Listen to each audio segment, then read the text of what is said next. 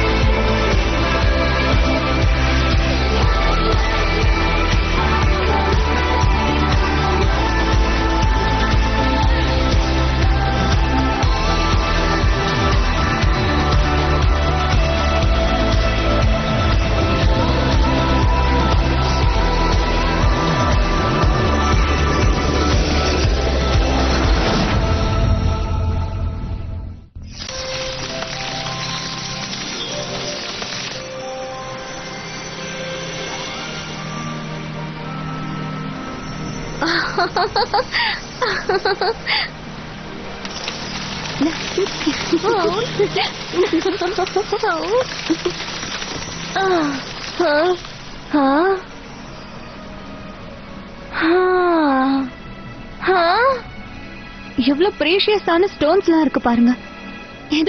இது பார்க்கவே ரொம்ப அழகா இருக்கு பாருங்க.